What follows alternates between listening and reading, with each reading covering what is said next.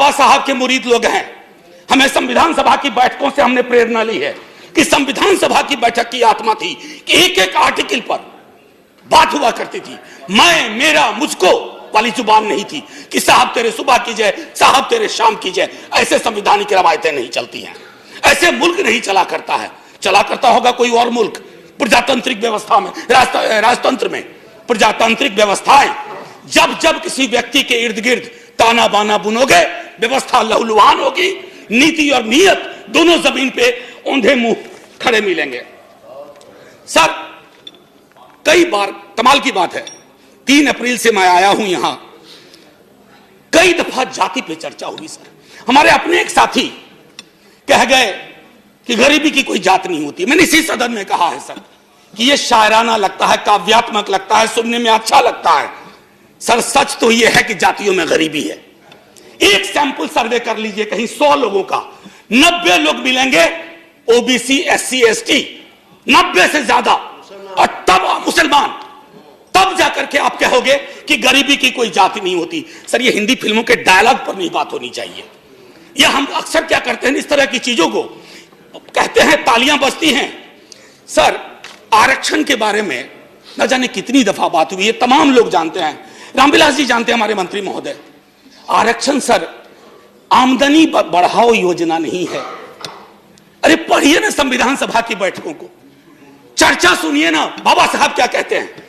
बॉर्बोरिज्म नाम की बीमारी का जिक्र करते हुए कहते हैं ऐसी व्यवस्थाएं, ऐसी बातें वही लोग करते हैं जिनको समझ नहीं है। सर, ये इनकम जनरेशन प्रोग्राम नहीं है, ये मनरेगा की तरह पॉवर्टी एलिवेशन प्रोग्राम नहीं है। हमने आरक्षण को मनरेगा की श्रेणी में ला दिया, ऐसा नहीं होता। आरक्षण प्रतिनिधित्व का मामला है सर, और जिनको गुरेज है आरक्षण से, अभी भी प्रतिनिधित्व देख लीजिए। प्रोफेसर रामगोपाल जी बता गए, सर कैबिनेट से शुरू कीजिए और संसद के आखिरी पायदान तक आइए, आपको पता चल जाएगा कि जाति व्यवस्था का असर कितना है। और तब बात होती है कि जाति, अभी आप हमको तो एक चीज बहुत, वॉल्यूम 9 है सर कॉन्स्टिट्यूएंट असेंबली डिबेट का। मैं आग्रह करूंगा उपसभापति महोदय, हमारे भाजपा के लोग, विपक्ष के लोग सब पढ़े सर। एक बार जानना चाहिए सर कैसे कद के लोग थे और क्या सोचते थे और कैसे सोचते थे।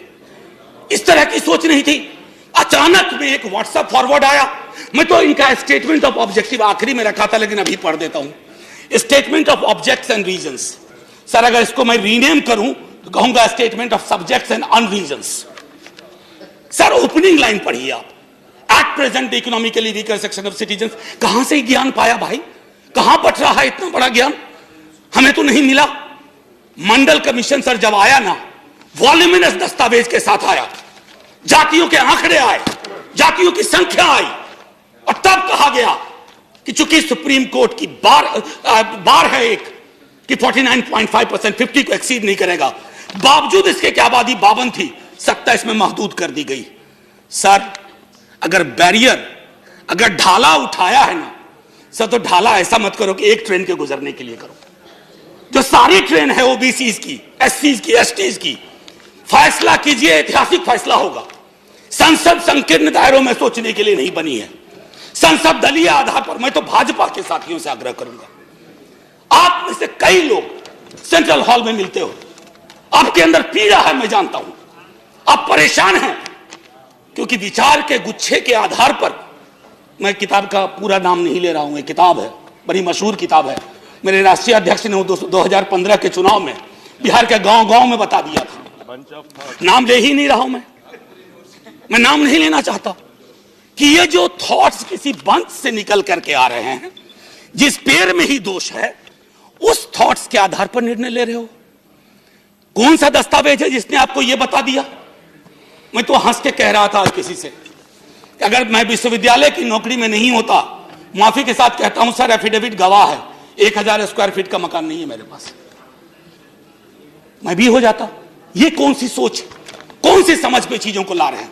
मूलतः आप एक एक कदम, आपके बारे में एक चीज मुझे हमेशा बहुत अच्छी लगती है और मैं तारीफ करता हूं। पुरानी फिल्मों में एक गाना था, ठहरे हुए पानी में कंकड़ न मार। आप ठहरे हुए पानी में कंकड़ मारते हो और देखते हो तरंग कैसी पैदा हो रही है, वाटर टेस्ट करते हो, वाटर टेस्ट कर रहे हो। आपने कंकर डाला ये 10% का, और देख रहे हो कि तरंग कैसी पैदा हो रही है। सर ये तरंग ली जाएगी। आज जो लोग चुप्पी साधे हुए हैं, चाहे कहीं बैठे हुए हों, ये रास्ता तय हो रहा है कि जातिगत आरक्षण को खत्म कर दिया जाए। क्यों नहीं सदन समवेत स्वर में? मैंने तो अमेंडमेंट लगाया था। दुर्भाग्य मेरा कई चीजों में रहता है, इसमें भी दुर्भाग्य था। हम और हमारी साथी ने लगाया था, वो अमेंडमेंट एक्सेप्ट नहीं हुआ। क्यों नहीं? Sir maiden time is over. Sir, maiden speech. No. Sir, give me 2 minutes. Just 1 minute. Sir, give me 2 minutes to conclude. No, just 1 minute. Sir, give me 2 minutes to conclude. This is not your maiden speech. Your maiden speech was given on 19/7/2018 on the Prevention of Corruption Bill. No, sir. You made your... No, sir. I that is what the record says. Sir, I beg to differ. Anyway, please complain. I have complained about it. I have said it to. I have never used. मेरा on record बयान है sir house में कि मैं प्रधानमंत्री जी के सामने बोलना चाहता था। अब वो आए नहीं तो मैं क्या करूं? So please conclude in 2 minutes. Sir बस 2 मिनट लूंगा। सर एक चीज जो सर थोड़ा ध्यान, बहुत महत्वपूर्ण मसला है सर। मैंने संविधान सभा की बैठकों का जिक्र किया सर। मैं आज कई अखबार सबने पढ़े होंगे सर, बैकवर्डनेस को लेकर के आप कैसे डिफाइन कर रहे हो बैकवर्डनेस? इतनी समझ का अभाव कैसे हो सकता है? बड़े विद्वान मंत्री हैं सर इस मंत्रिमंडल में, शायद उनकी सुनी नहीं जाती है या वो बोल नहीं पाते हैं सर। अच्छे वकील कोई भी होते ना, कॉन्स्टिट्यूशनल अनटेनेबिलिटी एंड लीगल इंटेनेबिलिटी दोनों के आधार पर इसको खारिज किया जाए, लेकिन ये पूरी की पूरी सरकार व्हाट्सएप पे चल रही है सर। मैं आपको एक चीज जो कहना चाहता हूं सर, अगर इतना कर रहे थे तो निजी क्षेत्र को हाथ लगाने में क्यों डर लग रहा है? निजी क्षेत्र कौन सा निजी होता है सर? कोई निजी नहीं होता निजी क्षेत्र सर। निजी क्षेत्र का मूल चरित्र है कि आप उसको तमाम तरह की रियायतें देते हो, लेकिन वहां चुप्पी साध के बैठे हुए हैं। हाथ बढ़ाइए, उनसे भी कहिए। और मैं फिर से दोहरा रहा हूं सर, आप जातिगत जनगणना के आंकड़ों पर क्यों कुंडली मार के बैठे हुए हो? क्या डरा रहा है आपको? क्या ओबीसी की आबादी 65 से 68% है? क्या SC ST की आबादी ज्यादा है और आबादी के हिसाब से हिस्सेदारी की हमारी मांग ये फिर से चली पड़ेगी? सर एक आखिरी टिप्पणी मैं करना चाह रहा था सर, बुरा ना माना जाए मेरे सर, बड़ी मुश्किल से सर आदरणीय उपसभापति महोदय, बड़ी मुश्किल से यह हासिल हुआ है। उपसभापति महोदय गौर फरमाया जाए सर, बड़ी मुश्किल से सुबह में यह हासिल किया सर। रंग भी मिलता जुलता है सर। ये झुनझुना कहते हैं इसे, आमतौर पर यह बजता है सर, लेकिन इस दौर में यह झुनझुना सत्ता प्रतिष्ठान के पास है, हिलता है बजता नहीं है सर, हिलता है बजता नहीं है। अब सर आखिरी टिप्पणी एक कर देकर खत्म करता हूं। आखिरी टिप्पणी, चूंकि हम एकमात्र दल हैं जो खुलेआम विरोध कर रहे हैं। हम कह रहे हैं कि आप पिछड़ो, आप एंटी बैकवर्ड, एंटी दलित हो, और ये डंके की चोट पर कह रहे हैं। आपके मनसा वाचा कर्मणा में ये चीजें हैं। आखिरी में मैं यही कहना चाहूंगा सर, हो गया 3 मिनट है आपका। हुजूम देख के रास्ता नहीं बदलते हम, किसी के डर से चाहे कोई हो सर, तकाजा नहीं बदलते हम सर।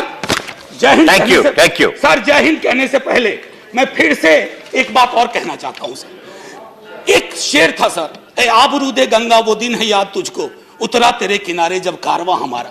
ये सिंध से शुरू हुआ सर। अगर वाह वाह किया है तो मुसलमानों को भी गले लगा लो भाई, ये नहीं हो सकता, गले लगाओ। अरे ये मुल्क नक्शा कागज पर नहीं है sir. Thank you very much. ये मुल्क इंसानों से बनता है। ये मुल्क इंसानों से बनता है। ये मुल्क सर, ये मुल्क समृद्धि के 5 टापू नहीं तय करेंगे, ये मुल्क अवाम तय करेगी। दलित मुस्लिम पे चुप्पी क्यों? दलित क्रिश्चियन पे चुप्पी क्यों?